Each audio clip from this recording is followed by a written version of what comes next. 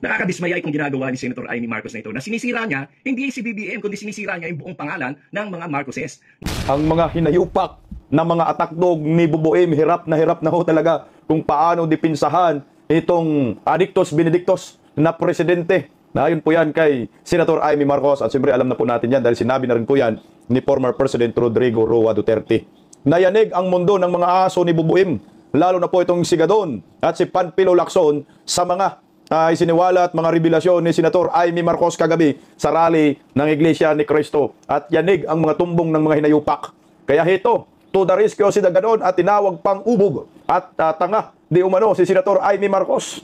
Alam mo Gadon kung sinong ubog at tanga? Ikaw yun Gadon. Huwag ubob. Alam niyo po kasi si Gadon ang laking sahod yan eh. Siya yata yung pinakamalaking may sahod na gabinete ni Bongbong Marcos at last boy bangag. At Senator Lacson, nako, halatado po ang pagiging ngagba defender anak ng kagwang dating PNP chief kang naturingan. Sumuporta ka dun sa mga bangag, no? Adictos Benedictus, anak ng kagwang talaga. Halata po yung mga linya ni Panfilo Lacson. Pagkatapos po bumanat si Senator Amy Marcos dito po kay Bubuim. O heto Lacson, sagutin mo to. Ano po ang masasabi mo dito Lacson sa mga banat ni Saldico dahil biniram niya rin si Saldico na nagde-deliver na hinahatid yung mga malitang bag sa bahay ni Martin Romualdez. Holy po dito si Tambaloslos. Tingnan mo, napicturan pa. Meron pang family picture sa mga malitang puno ng pira. Anak ng kagwang kayo, Martin Romualdez, Bongbong Marcos. Sana meron din kay Bongbong no, na picture eh. Palike po muna, pa-share, pa-subscribe, at pakipindot po ang inyong notification bell upang lagi po tayong updated sa ating mga video. At suportahan po natin ang Berada Aguila, Lunes hanggang Biyernes, alas 2 hanggang alas 3 ng hapon sa Berada Aguila YouTube channel. Bukas po, magkakaroon na po tayo ng Berada Aguila. Tuloy-tuloy pa rin po ang kilos protesta ngayong gabi. Laban po sa makurakot, laban po sa gobyernong Marcos, sumisigaw ng pananagutan, at sa EDSA ay ang sigaw po ay BBM resign na. Pagkatapos po ay siniwalat at revelasyon ni Senator Amy kagabi, yung tungkol po kay Bubuim na gumagamit di umano ng polboron, anak ng kagwang. O ito, nanggigigil si Larry Gadon kay Senator Amy at pinagmumura pa ng naturang atakdog ni Bubuim. Wala na doon. Hirap na yan doon. Di mo na kaya yan na dipinsahan doon. Talagang wala. Kawatan talaga sila doon. Kasama ka dito Larry Gadon. Pakinggan po natin. Nakakadismaya itong ginagawa ni Senator Amy Marcos na ito na sinisira niya, hindi si BBM, kundi sinisira niya yung buong pangalan ng mga Marcoses. Napakatagal ng panahon, more than 30 years, no? 36 years na niyuyurakan, sinisipa, dinadaganan, tinatadyakan ang kanilang pangalan sa paninira. Ngayon na ang mga Pilipino ay nagising sa katotohanan na lahat ng paninira ay isinantabi nila at kanilang ibinoto si Pangulong Bongbong Marcos para maituwid ang kasaysayan at upang gumanda ang takbo ng Pilipinas at makabawi tayo sa lahat ng mga pangyayaring mga lumugmok sa ating bansa. Tanga. Natawa ako sa iyo, Gadon. Anong mapaganda ang ating bansa ni Bubuim? Kaya binoto siya dahil sa mga maling paninira laban sa kanila. Wala na pong sisirain yan. Sirang-sira na po yan, Larry Gadon, itong si Bubuim. Anong aayusin ng Pilipinas makabangon? Iputangin lalong binao ng amo mong nakangiwi ang pangalulo mo, Gadon. Tulog ka ba? May nagawa ba si Bubuim sa 3 taon? Wala po siyang nagawa. Kaya tumahimik ka, animal ka, dahil ikaw ay mukha kang pera, kaya hayan. Depensa ka to the max. Sabi mo, hindi lang si BBM ang sinisira, kundi pamilyang Marcos. Actually, wala namang sisirain na sa pamilyang Marcos. Matagal na po silang nasira. Sirang-sira na po sila. Kumapit lang po sila nung nakarang eleksyon sa mga Duterte at akala mo na bangon na talagang apelyido nila dahil nanalo. Nanalo lang naman si BBM dahil po kay Vice President Inday Sara sa mga Duterte na trinidor din ho ninyo. Taka naman si Gadon talaga para namang lus-lus mo doon. Ngayon ay sinisira niya. Sinasabi pa niya na nag-drug user daw si BBM at kaya pinakasalan ni Lisa ay upang maging matuwid ang kanyang buhay. Napakalaking kalokohan yan. Huwag nating maliitin ang pagmamahal ni First Lady Lisa Araneta Marcos kay Pangulong Bongbong Marcos sapagkat noong panahon na yon ay dapang-dapa sila. Talagang kanyang minahal ang ating Pangulo noong panahon na hirap sila. Noong panahon na niyuyurakan at tinatadyakan ang kanilang pangalan. Ganoon naman eh. Kala mo naman magkasama kayo ni BBM nung nasipa siya. At magkasama kayo ni Lisa, yung nasipa yung pamilya nila, na-exile sila. Kasama ba kayo? Para maniwala kayo at sasabihin mo na isang kalukuhan yung mga sinasabi ni Amy Marcos. Again ay putsa kahit galit ako dyan kay Mangga dahil sa nangyayari sa atin. Mas mapaniwalaan mo naman itong si Amy Marcos kumpara kay Gadon na yung mukhang pangit. Doon, ba't ganyan ang mukha mo? Talagang maga ka na rin eh. Para si Mr. Bean yung mukha. Actually, ang makapagpasabi po yan na sa kalagayan po ng pamilyang Marcos, wala na pong iba, kundi yung si Senator Amy. Wala Senator Amy, magkasama man sila yan, no? Ni Bongbong Marcos. Bakit ba, Gadon, sumama ka ba sa pamilyang Marcos yung na-exile sila? Hindi eh. Yun ang kwento ni Senator Amy. Imbis na mapabuti yung kalagayan ni Bongbong Marcos at ipinakasal kay Lisa, yung pala ay dilubyo at nagiging monster itong si BBM. Kasama na rin si Lisa. Na-influensyahan lalo eh. At noong panahon na yon ay wala sa posisyon si Pangulong Bongbong Marcos. Noong pinakasalan siya, nilalait pa niya, panlalait pa yung ginagawa ni Senator Amy Marcos. Nasaan naman ang kanyang utak? Saan na napunta ang utak mo, Amy? Kaibigan kita pero hindi ganyan dapat ang ginagawa mo. Sinisira mo yung pangalan ng buong pamilya nyo. Oh, bakit? Kasi meron ka nahulinigan na yung badman dyan sa DPWH ay malapit na raw kumanta sa aking pagkakaalam. Gumawa ng chismis. May bagman daw si Senator Amy. Alam mo gano'n, walang naniniwala sa mga Marcos, sa Marcos admin ngayon. Kasi nga, kayo kasi, ang hilig nyo gumawa ng kwento, gumawa ng script, diversionary tactics. Kahit sabihin na lang ho natin, totoo yung mga sinasabi mo. Pero ang mga ginagawa nyo kasi panluluko eh. Pambubudol, mana ka sa amo mo. Anak ka ng kagawang, may bagman daw si Senator Amy. No? Tangina no, talagang gusto nilang i-divert ang issue. Wala eh. Ganito po talaga ang mangyayari sa mga demonyo. Hatulan at hatulan ho talaga yan ng taong bayan. Takot na takot siya na masipa si BBM. Kasi nagsahod niya, animal tong gado na to. Mga media circle ay malapit na kumanta yung bagman dyan sa Ilocos, yung mga DPWH projects na yan. Sa aming narinig din na si Diskaya pala ay contributor sa campaign mo, na donors mo rin sa campaign mo. Yang hindi ka napagbibigyan doon sa mga pwesto na gusto mong ipa-appoint. Kaya ikaw ay galit na galit sa iyong kapatid. Pero kung galit ka sa kapatid mo, dapat ay yan ay ipaglihim nyo lang sa inyong pamilya. Huwag mo idamay ang mga Pilipino, huwag mo idamay ang Pilipinas, kaya maninira ka. Galit na galit na. Huwag mo daw damay ang Pilipino. Tangina mo ganun. Alam mo, ganun damay na nga ang Pilipinas ngayon. Dahil nga, yung presidente po ng Republika ng Pilipinas, si Bongbong Marcos, at yung bumabanat ay yung Senator Amy. Kung ano po ang problema ng first family, problema po yan ng bansa natin. Dahil sila yung unang pamilya, first family, na dapat sila ay magiging ehemplo. Damay tayo, matagal na tayong dinamay gadun. Dinamay tayo sa pangurakot, kasama ka sa pandadamay sa mga inosenteng tao. Huwag mo kaming idamay sa kabangagan ninyo. Putang ina, magsilayasan po kayo dyan sa Malacanang. At huwag mong idamay mga inosenteng tao. Mantakin mo gadun eh. Utang ng utang kayo. Oh, ang lalaki ng pundo ninyo. Kawawa yung mga Pilipino. Kami magbabayad sa mga utang ninyo. At yung mga maliliit pang bata, may utang na rin, yung ipapanganak pa. Kaya kawawa eh. Kaya ako sa akin, na tama yung ginawa ni Senator Amy sa pag-unmask at pagsabi ng katotohanan. Eh kung ito man lang ang magiging dahilan na si Bongbong Marcos ay mag-resign, tama lang. Alam niyo mo gadun, ang laki ng problema mo, no? Eh magpa-hair follicle drug test na lang kasi kayo, sabay-sabay, yung mga circle friends ni Bongbong Marcos para malaman natin kung sino yung sabog or sobrang sabog. Doon, di ba? Tayo ng pangit ng mukha. Madi-destabilize ka ng gobyerno. Sino pinapahirapan mo? Ang mga Pilipino. Yan ba ang dapat mong gawin? Dapat mo ba sirain ang ating bansa? Mag-isip-isip ka, Amy. Mag-isip-isip ka, Gadun. Wala na, no? Mukhang ano na siya, hysterical na si Gadun dito. Hindi niya talaga matanggap. Alam niyo po, Gadun, yung taong bayan, matagal nang pinapahirapan ni Bongbong Marcos.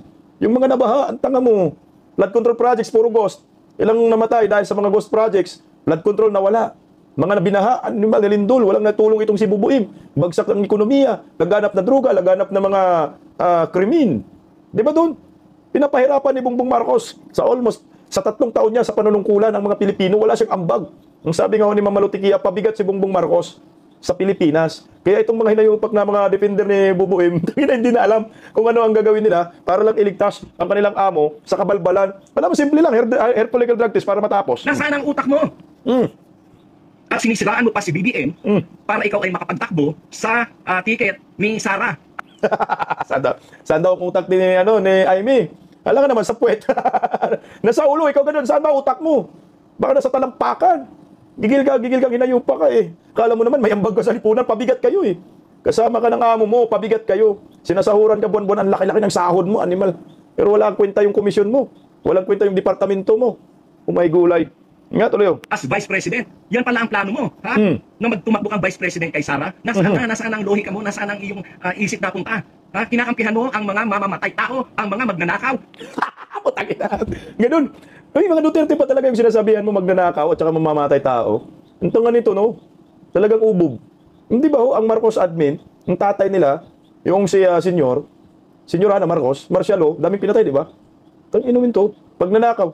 Kayo nga magnanakaw ngayon, di nyo may paliwanag. Nasaan na yung pera ng bayan, saan napunta? Record-breaking sa history, putang na, hiyang-hiya naman kami sa'yo doon. Alam mo, ganun, wala ka na sa sarili mo. Hirap na hirap ba magiging Marcos defender? Gusto mong bilogin yung taong bayan? Wala eh. Ang tunay na magnanakaw, mga Marcoses. Ang tunay na mamamatay tao, mga Marcoses. Yan ang legit. Kahit sino, alam na anong pagkatao ng mga Marcoses. Ngayon, nadagdagan, ang mga adik. Mga Marcos, di ba, pag sinasabi mong Marcos, ako bata pa ako, sinasabing Marcos magnanakaw, mamamatay tao, yun lang ang pagkakilala natin sa mga Marcos, sa mga Marcosis. So ngayon, nadagdagan under Marcos Jr., mga adictus benedictus. Nakakagwag ka. Alam mo gano'n, kilala naman ng tambayan ng mga Marcosis. Ang mga korap, hindi lang korap na sobrang corruption ang ginawa niya dahil sa flood control project, hindi pa dahil kay Puta ina flood control project napunta sa mga Duterte. Taga ng animal. Kasi mga patuloy, hindi pa dahil kay BBM, ano? BBM, hindi mabubunyag yan. Tapos ngayon, ikaw pa ang kumakampi sa mga magnanakaw. Ano ka ba? Nasiraan na ng ba't ito ginayupak na ito. Flood control projects daw. Mga Duterte daw, ang nangurap. Hala, Duterte admin ngayon? Mga kurap. Putangin na itong siga doon. Wala na, maluwag na ang tornilyo nito. Marcos admin na sir ngayon, sir. 1.2 trillion flood control. Putangin na. Sinabi, itong si BBM daw yung nag-bulgar lahat ng nangyayaring kababalagan sa flood control. Kalikasan po. Dahil nagsinungaling si BBM na yung 5,500 flood control ay natapos na. Kaninong proyekto yun? 5,500. Kay Duterte? Putang ina, wala na sa ulog itong mga Marcos Depender. Ang utak ng mga ito, kasing laki na lang ng munggo. Sus ko ginoo. Alam mo ga doon, no? Ikaw, abogado ka. Ay, hindi na pala abogado to, nagiging abogago na. Bakit mo isisi yung flood control sa Duterte admin? Eh, walang ghost project sa Duterte admin. Ang 500 plus na flood control under Marcos admin, 1,000 nga eh. Nanloko lang si BBM ng budol. Sabi niya 5,000 daw, pero 1,000 na daw eh. 1.2 trillion yung pirang nawala. Tapos sasabihin mo, Duterte, nayupa ka. Pinakabubong Marcos Depender. Hindi nga tuloy ka natin yung kubog. Ang bihira ang utak mo, Aimee. Hindi ko malaman kung saan mo nakuha yung utak mo. Gigil na gigil. Pambihira daw ang utak mo, Aimee. Tangina, hindi daw, saan daw malalaman, no? Hindi daw niya alam kung saan nanggaling yung utak ni Aimee. Masuki nga si Aimee Marcos, kahit kapatid niya, nagsakripisyo siya, kahit nangunyak-nyak siya. Pero ikaw ga doon, saan din nanggagaling yung utak mo? Tanong din namin, ba't ka na-disbar kung maayos yung pag-iisip mo? Kung ano bang naitulong mo sa bayan? Di ba pabigat kayo? Wala naman kayong naitulong eh. Binagsak mo ang Pilipinas kasama yung amo mong nakangiwi ang panga. At gano'n naman, oh, tangina, asong-aso na tingin na. Alam mo yung asong baliw? No? Siya yun. Gigil na po, naglalaway na. Ang galit na. Hysterical na. Yun yung asong ulol. Wala na doon, hindi nyo na kayang protektahan ang amo nyo. Maniwala man kayo sa akin, kahit atakihin ka sa puso. Wala na, ang tatak Marcos, ayan. Adictus benedictus, bangag. Yun ang tatak Marcos. Ligasiya niya yan. Si Sara, walang kapanapanalo yan. Sa pagka-presidente, kayo lang ang nagsasalita ng ganyan sapagkat Utang ina nga gano'n. Si Sara daw, walang kapanapanalo yan sa pagka-presidente. Sinong maniwala sa'yo? Sino? Walang maniwala sa'yo doon. Si Vice President Inday Sara, number 1 contender. Putang ina, layo ni BBM. Kaya nga nagmanikluhod kayo eh sa mga Duterte dahil siguradong talo kayo. Di ba si Chavit, sinabi ni Chavit yan. Putang ina, yung aso na ito, nakakabubo talaga. Look mo, sarap nito sindihan. Hindi na kandila, pagdasal natin yung katangahan ni Gadon. Min, pagdasal natin yung kabubuhan ni Gadon. Bangag. Sarap ganyan ba? Trikan ba? Uy, wag kang magsabi na si Inday Sara ay walang kapanapanalo sa pagkapangulo. Sige nga, bukas eleksyon tayo. Magka-presidente kung walang panalo si Inday Sara. Tayo na, sinisira si Inday Sara, maraming nagmamahal. Huwag nyo nang ipilit yung kagustuhan ninyo. Totoo lahat ng sinabi ni Aimee. Na putang ina, walang panalo kayo sa mga Duterte. Wala namang ligasiya ang Marcos, puro pagnanakaw naman. kondisyon yung isip ng mga Pilipino. Dahil takot na takot kayo, takot na takot ang mga Duterte at ang kanilang mga tauhan na sangkot sa mga corruption, takot na takot kayo na kayo ay makukulong na. Iyan oh. Marcos ang nagnakaw, Marcos admin ang korupsyon, Duterte pa kulong. Las ba doon? Nakanakarmote ka. Kaya yan ang inyong pinagsisintir. Kaya kayo ay kinakalaban at binabagsak nyo ang gobyerno ni BBM. Hindi kayo mananalo sapagkat nasa likuran ni BBM ang milyon-milyon ng mga Pilipino na... Milyon-milyon Pilipino daw nasa likuran ni BBM. Kung tayo na-post nga niya, puro tawa. Milyon-milyon trolls baka sakali. No? Walang milyon supporter si BBM. Kayo na lang. Huwag kayong mag-alala. Masyado ka naman takot na takot na gadun eh. Eh, yan na talaga po ang destiny. Kung si Bongbong Marcos po ay magre-resign at husgahan ng taong bayan, nakasulat sa palad niya. Yung sasabihin mo na pagpabagsak sa gobyerno, si Bongbong man ang nagpabagsak sa gobyerno, kayo. Tingnan mo, bagsak ekonomiya, may ng piso kontra dolyar, pinaka-weakest piso in the history of the Republic of the Philippines, sa kasaysayan. Under Marcos admin, mga direct foreign investors, hindi na nag-i-invest, lalo na ngayon. Nalaman yung revelasyon ni Senator Aimee tungkol sa kanyang kapatid. Talagang iiwanan po ang Pilipinas ng mga investors. At yung mga karatig bansa ng mga leaders, puta, hindi po yan haharapin si BBM dahil adiktus. Naniniwala na ang buhay natin ngayon ay mas maganda at mas may tinatahak na direksyon. Ang buhay daw natin ngayon ay mas maganda at mas may tinatahak na direksyon. Sa'yo siguro, ikaw gadon, kasi laki masahod mo doon. Kaya masabi mo yan. Pero punta po kayo sa, ikaw, anti-poverty alleviation ba yung departamento mo? Putang ina, daming mahihirap ngayon eh. Anong tinatahak? Ibagsak na ho ang ekonomiya. Anong magandang tinatahak? Papuntang impyerno? Maraming krimen. Korupsyon, kaliwat kanan, baha. Putang ina, ghost projects, magandang tinatahak. Animal. Ang daming namatay. Dahil sa pangungurakot. Kumanta na nga si Saldico, ayaw mo pa rin yan? Ang tindi ng kapal ng mukha itong hinayupak na ito. Kesa naman nung nakaraang panahon, na wala talaga, na wala, sabog-sabog lahat. Kaya, I mean, Sabog-sabog lahat eh. Kayo yung sabog. Wala kang mga datos, puro walang maritis ka doon. Alam mo, sa kasaysayan po, na talaga po yung pinakamataas na direct foreign investment, no? Under Duterte admin, pandemya pa yun. Pinakamataas sa Southeast Asia, mantakin mo yan, pandemya. Pag naga doon, putang ina, ang Pilipinas ngayon, ang pinakabagsak na ekonomiya, sa kasaysayan, pinaka-weak na piso kontra dolyar. Kahit anong banat mo gano'n, wala nang mangyayari sa'yo. Animal, wala na, husga na yung amo mo. mag-isip-isip ka. Hindi ka namin papayagan dyan sa ginagawa mo yan. Sapagkat kami mismo, kami mga Marcos loyalists, kami mga taong mga Pilipino na naniniwala sa kagandahan ng ating demokrasya ang magiging kalaban mo. Hindi Kaming mga taong Pilipino, mga taong bangag, yung mata mo, asong-aso. Alam mo, Mr. Bean, alam mo ganoon, pag yung mga tsuri lang yung ginangyayari, yung pinagsasabi mo, wala kang facts, wala kang basihan. Pero pag tatabi natin, ikaw at saka si Aimee, hindi mas diama, mas credible si Aimee kumpara sa'yo. Ikaw na-disbar ka diba? Natanggal ka sa pagkabugado dahil masama kang tao. Hindi ka naman tatanggalin kung hindi ka masamang tao Ewan ko lang, kung may maniniwala kayo gano'n, meron siguro mga ensaymada vloggers, bubunis ng tanganisa, yan ang maniniwala. Pero by this time, ang tao matalino na rin Hindi na madadala sa mga ganitong sindak-sindak na hinayupak na to. hindi ka naman nanalo kahit kailan. Gusto niyong Ay naman, hindi ka mananalo kahit kailan. Diyan ka na naman nagkamali doon. Alam mo si Senator Aimee, yung sumasama po sa ticket ng kapatid niya, nakaraang eleksyon talagang bagsak, no? Bumabagsak sa rating si Senator Aimee.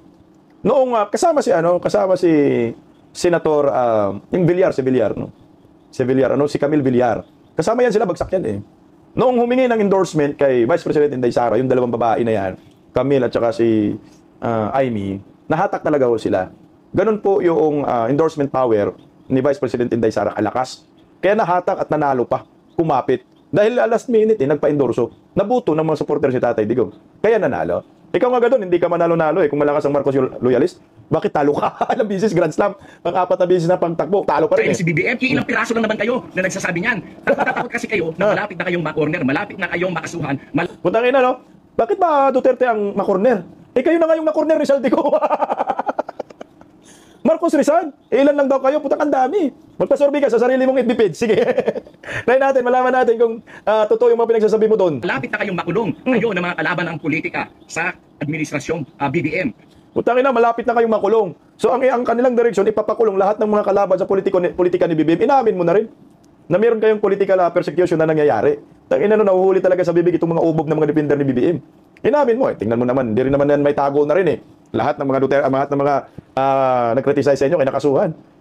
Former President Duterte, kinidnap ninyo, ginago. Yan ang ginawa ho ninyo. Diyan kayo magaling sa panggigipit. Pastor Apollo Sikibuloy, pinakulong ninyo. Diyan kayo manggagaling sa pangharas, panggigipit.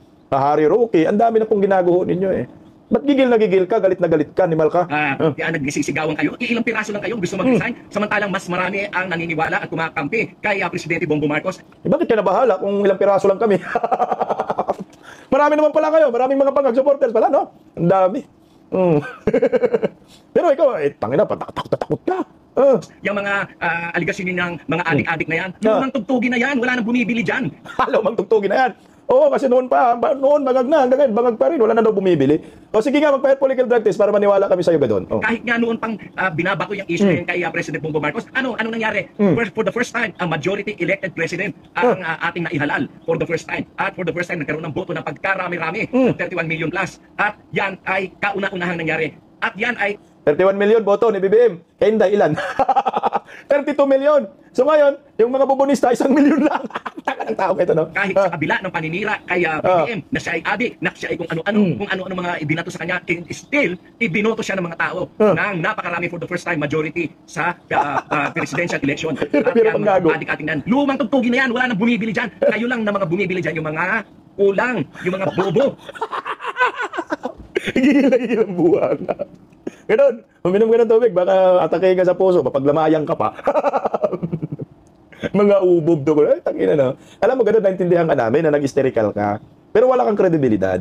Yung mga pinagsasabi mo, malayo sa katotohanan. Sinabi mo, majority votes daw, first time nakuha. Ay, putsang ina eh. Kay Duterte, majority votes eh. Nakuha na rin ho yan.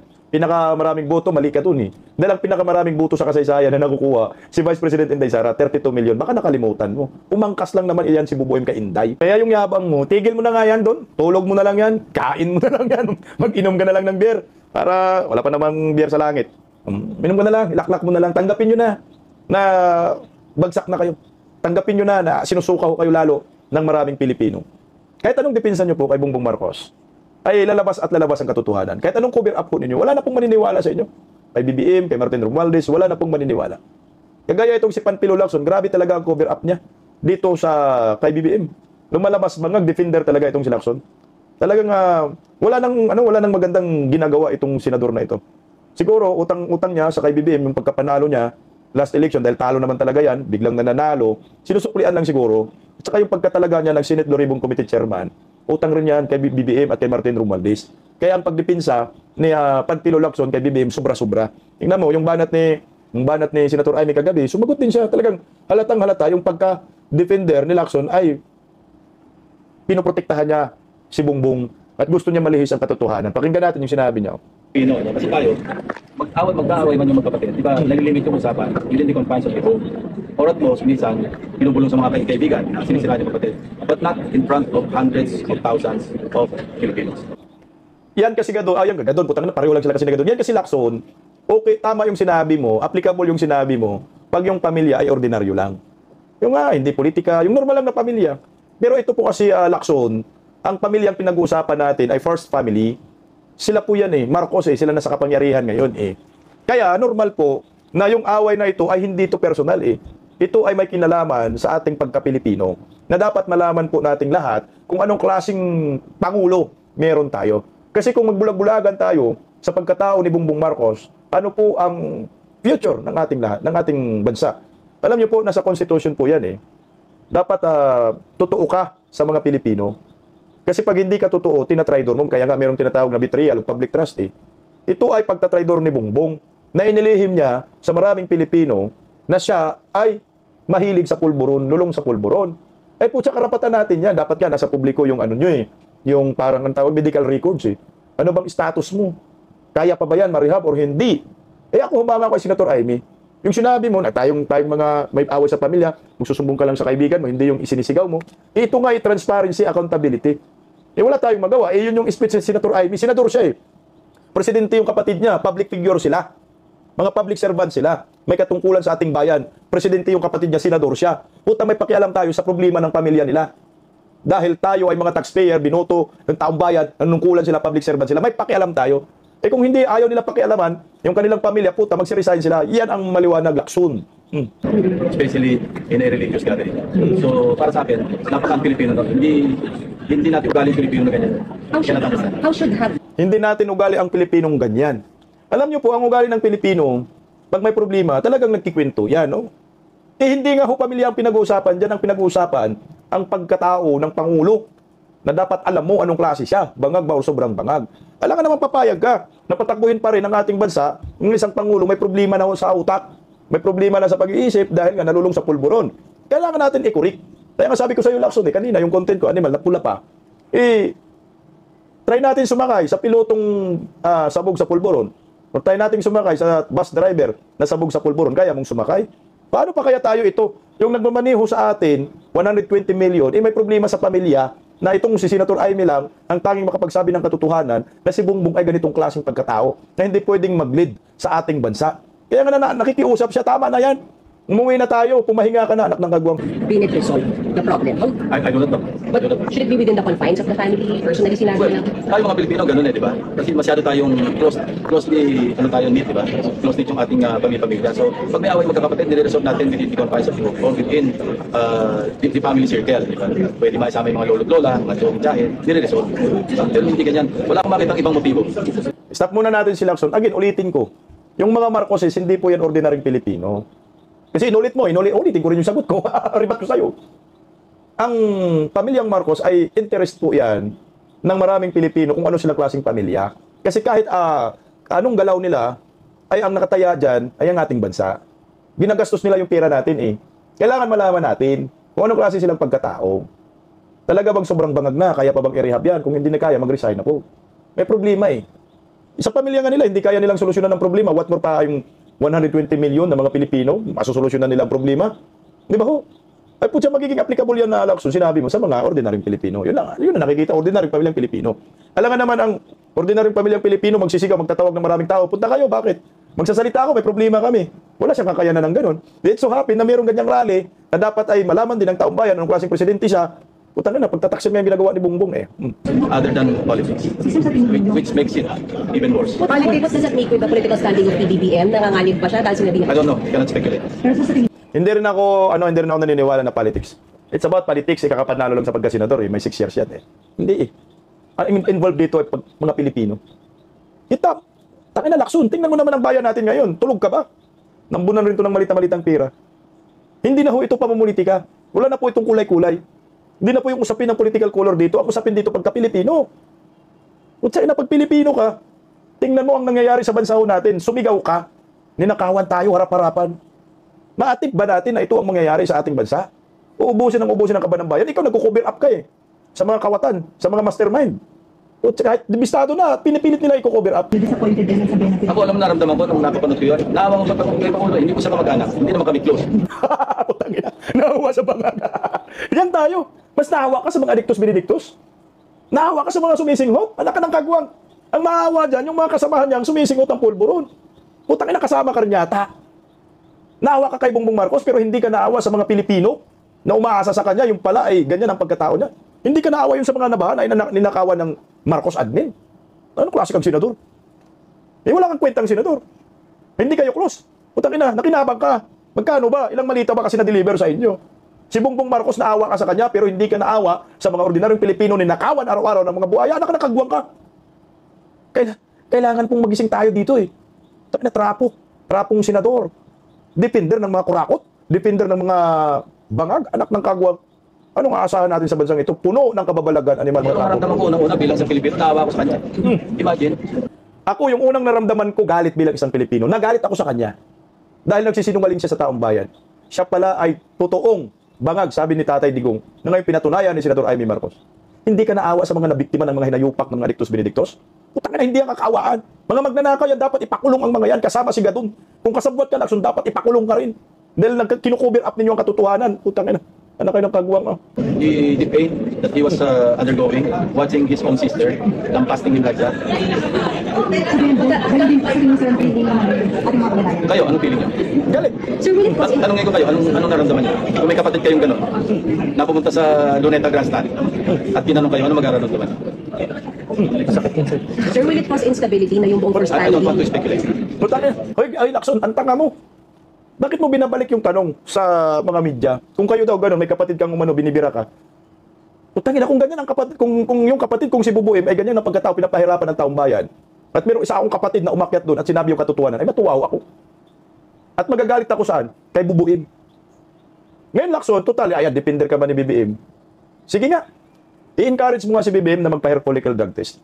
Ikaw Gadon, kayo mga Marcos admin, madali lang po pasinungalingan, madali lang po i-rebat itong mga birada ni Senator Ivy. Simple lang ho. Mag-conduct po kayo ng hair follicle drug test live, via satellite. At dapat ang kukuha ng pa-hair follicle, yung diagnostic center ba yan, ay mamamayang Pilipino, Supreme Court magpili, hindi kayo. On the spot hair follicle drug test, yung buong pamilya, Panpilo Lacson. Kasama nga Gadon. Mag-hair follicle ka rin Lacson. Kasama si Claire Castro. Para malaman namin, kung talagang sinungaling si Senator Ivy, at sino bang sinungaling dito. Yan ang nakakainis. Dahil itong mga hinayupak na ito, ay nagbistulang protector pa ng mga salot sa lipunan. O ito, pakinggan natin itong banat din ni Ma'am Rowena Guanzon. Kunti lang.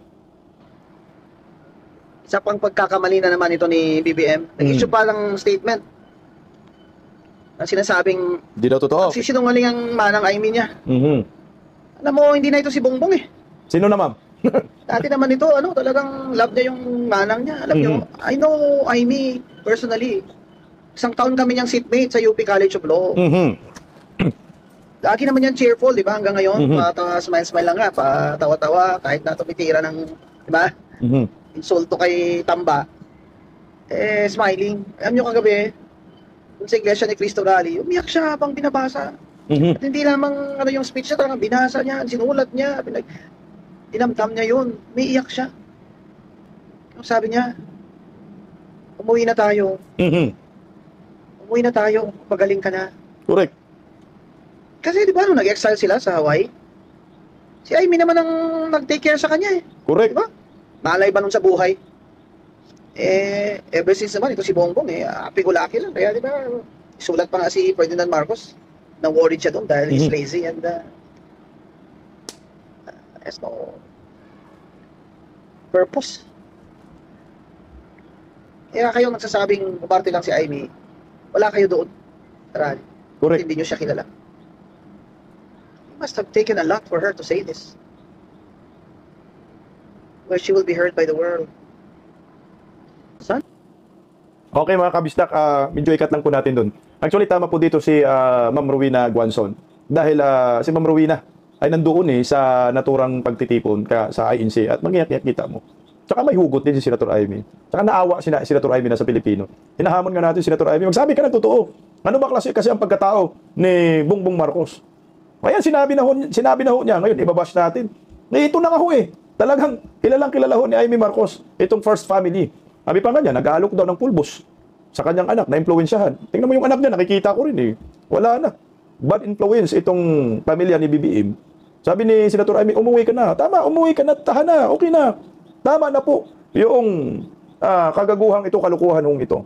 Ito, pakinggan po natin yung isa pang analyst patungkol sa sinabi ni Senator Amy. Actually, if you're going to read between the lines of what you're saying, the mere fact that she's asking nga, attorney, parang sinasabi niya, umuwi na tayo. Correct. Bang isang kapatid na nagmamahal na sinasabi niya, halika na, let's go home, let's fix you, kasi may problema ka the moment, hindi natin kakayanin to, nang hindi mo kasama, something like that. So, parang, I think the insinuation is there, na mag-resign ka na, iwanan mo na yan because you cannot rule the country because Correct. you yourself, you're physically impaired, and yun nga, maaring mas malubog pa tayo sa hinaharap, at maaring ito yung ayaw mangyari ni Baka makalagkan pa.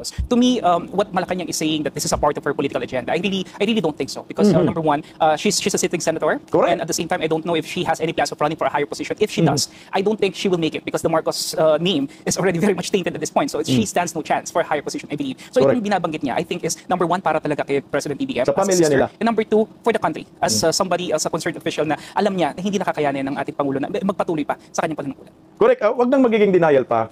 Hindi ho talaga kaya ni Bongbong Marcos patakbuhin ang ating bansa. Kaya nga nagkalit-silitsi tayo, dilubyo dito, dilubyo doon. Bagsak ekonomiya, di ba? Korupsyon, kaliwat kanan. Agree ako dito sa political analyst na ito. Hindi ito politically motivated yung pagbanat ni Senator Amy kay Bongbong. Para talaga ito sa bayan. At hindi lang para sa bayan, para sa kanilang pamilya. Kasi nga kung magmatigas pa rin si Bongbong, posible nga mangyayari. Di ba? Mayroon ding part ng talumpati si Senator Amy na ngayong araw daw ay parang araw ng November 17. Na I think papalibing kay Tatay Digong kung ngayon ba November 17 panligaw kay Sara. November 18 ngayon, ito yung pagpapalibing kay Marcos Sr., pinapalibing ng mga Duterte. At 68 years old, di ba daw, ay yung tatay niya ay nasipa ba? Di ba? Sinipa, na-exile sila at 68 years old, hinusgahan ng taong bayan. At ngayon si Bongbong Marcos daw ay 68 years old din. So, posibleng maulit ngayong history. Kaya nga, siguro nakikita ni Senator Amy, imbis na may mangyayaring hindi maganda at maulit muli ang history, mas maganda siguro ay mag-resign na lang para hindi maulit yung nangyayari sa kanilang pamilya na sinipa at tinaboy po sila ng taong bayan. Yan ang isa sa mga nakikita po natin. Okay. Medyo meron palang sagutan itong si Senator Amy at saka si Sandro Marcos. Ito yung sinasabi ni Sandro kay Senator Amy. Panahon ngayon para magtulungan, hindi para magpalaganap ng gulo at destabilisasyon. Hindi ito asal ng isang tunay na kapatid. Kasi nga, siyempre, may iniisip nila, ay kutsang ina, ano bang nangyayari kay Amy? Kapatid niya si BBM, binabanatan. Yan ang sabi ni Sandro. Alam niyo po kasi, Sandro, mas nakikita ko po yung concern niya sa tatay mo. Concern ni Senator Amy sa tatay mo. Ikaw wala kang concern. Si Senator Amy may concern sa Pilipino at may concern sa pamilya ho ninyo. Yan ang nakikita ko dyan, na dapat magiging gising ka. Dahil pag hindi po makinig si Bongbong Marcos sa pakiusap ni Senador Amy na umuwi na, tama na, gusto na, pahinga ka na, uwi na tayo, igamutin na lang natin yung sarili mo, parehab na kayo. Kasama ka, Sandro, parehab ka na rin. Kasama yung nanay mo, magparehab ka na rin. Yun yung concern dyan yun yung pagmamahal. Kasi kung walang pagmamahal si Senator Amy, putang wala akong pakialam sa inyo. Malulong kayo sa Polvoron o Subit, malulong kayo. Pero ito may concern pa rin siya sa kapatid niya. Sa papa mo, Sandro, na na-exile wala ka, na tanging ang katuwang lang nag-alaga kay Bongbong Marcos ay si Senator Amy. Yan ang hindi mo maintindihan. Gusto nyo, maulit muli ang history. Puta, mga budlat mga mata ninyo. Puta, nakakadiri kayo. Sagot naman dyan ni Senator Amy Marcos. O, narito. gusto, sabi ni Senator Jaime, gusto nga paingayin ni Sandro ang usap-usapang hindi ako tunay na kapatid. Isa lamang ang solusyon, magpa-DNA test ako, magpa-hair follicle test sila. Oo nga kasi, si Sandro yata ang nagpapakalat na, actually matagal na po kasi ding usap-usapan yan. At ngayon, isiniwalat rin ni Sandro. Na di umano ay si Senator Jaime ay hindi tunay na anak ni Marcos Sr. Anak daw ito sa ibang lalaki ni Imelda. Pero bakit ganyan ang ipapalabas mo, Sandro Marcos? Pag binabanatan mo yung si Senator Jaime at sinabi mo na hindi ka tunay na anak, ang binabanatan mo yung lula mo, si Imelda. Sabihin na lang natin, hindi tunay na anak. Si Jaime Marcos, ng tatay niya, na si Marcos, anong problema doon? Ay putangin ang tinitira mo yung nanay nyo na marami ng sakit. Ako agree ako dito. Mas maganda. DNA test para malaman kung talagang kaninong anak itong si Jaime Marcos. At pa-hair follicle test tayo. Pa-hair follicle test ka, Sandro Marcos, para malaman kung anong klase kang kongresista, anak ni Bubuim. Bangag ba or sobrang bangag? Ang sabi naman po dyan ni Ma'am Rowena Guanzon, Sandro, magpa-hair follicle test ka bukas para maniwala kami sa iyo. Exactly, same rin po. Sa mga supporters ni Bongbong Marcos, pa-hair follicle test po yung first family para maniwala ho ang taong bayan. Kung talagang bangag or sobrang bangag ho kayo, simple lang ikaw gadon, panpilulakson. Sige nga, pa-hair follicle test natin, si BBM, para malaman natin kung anong klaseng pagkatao ho sila. Pakinggan po muna natin itong nangyayari dyan sa IDSA. Nang napanawagan po nila na dapat na umano. Itong si Browner ay pumanig na sa taong bayan. Hello mga kababayan!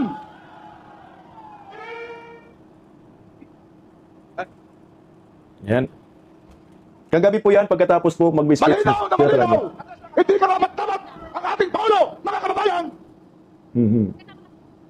Tayo ay nalinlang!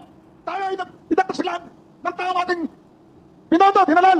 Kaya ngayon mga kababayan, klarong-klaro, tinatawagan ko si General Romeo Brother, General Staff ng Armed Forces of the Philippines, mag-withdraw ka ng support sa inyong Commander-in-Chief, hindi sa karapat-dapat sa taong bayan.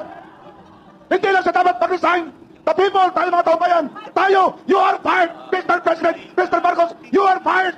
You cannot resign. Muli, sa ating mga kapulisan, sa ating mga sundaluhan, ang ating Chief of Staff, ang inyong Commander-in-Chief, ay hindi lamang magtatakaw. Ito ay isang dapat, kaya dapat siya ay ating tanggalin, palisin, at ikulong ang kababayan. Mga kasama, tingnan mo, atas po tayo. Hindi pa ho tapos ang pangyayari ngayon. Una ho sa lahat, pasalamatan natin si Senator Jaime Marcos sa kanyang mga silambit na pananalita. Nananawagan po kami sa lahat ng ating mga kababayan na malapit dito, na pumunta, makiisa, makibahagi sa ating pakipaglaban. At yung binanggit ni General Bokis, ang ating pong mga opisyales sa Armed Forces of the Philippines, ang ating pong mga opisyales sa kapulisan, ang ating pong simbahan katoliko, ang ating mga kababayan, wala na po tayong kulay. Dilaw, pink, pula, berde, magkakaisa po tayo. Laban to ng sambayanang Pilipino. Ayan, dapat po talaga magkaisa. Ewan ko lang po kung ano po ang desisyon ng Armed Forces of the Philippines. Kasi nga kung ako po ang tanungin, dapat to, tama yung sinasabi ni General Pukis, retired General Pukis. Protektahan nyo naman ang taong bayan, unhealthy na po ang presidente. Hindi na po tama, hindi na po niya kaya na gampanan ang pagka-presidente ng bansang ito. Kawawa na po ang Pilipino, marami na pong dilubyo nangyayari. Kawawa na po tayong lahat dito. Kawawa po ang bayang ito dahil ang namumuno wala na po sa katinuan. Iba po yung impluwensya ni BBM sa bayan. Nakakahiya po sa mga estudyante. Kung saan ang presidente may isyong ganyan. Sa ibang bansa po yan, automatic nagre-resign. Iba pa nga yung dinugurgor nila yung sarili nila sa kahihiyan. Pero ito, under Marcos admin, walang delikadisa. Para-para na po sila binibira ng kanilang kapatid na nakilala sa kanila at credible. Credible yung source. At pwede mong pagtanungan kung anong klaseng kapatid po itong si Bongbong Marcos. Wala na pong iba. Ang kapatid lang din po ang makapagsabi kung anong klaseng kapatid meron ka. Yan ang totoo.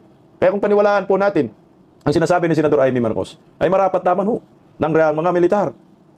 Pumanig naman po kayo sa Pilipino. Pumanig naman po kayo sa taong bayan. Hirap na po tayo. Marami na pong nahihirapan. Marami na pong biktima. Hindi po maganda sa isang bansa na ang Pangulo ay may isyo patungkol po dito sa pulburon. Na ang Pangulo ay may isyo sa korupsyon. Binabanatan ngayon at isiniwalat ni Saldico lahat ng mga insertion ay utak at kagagawa ni Bongbong Marcos.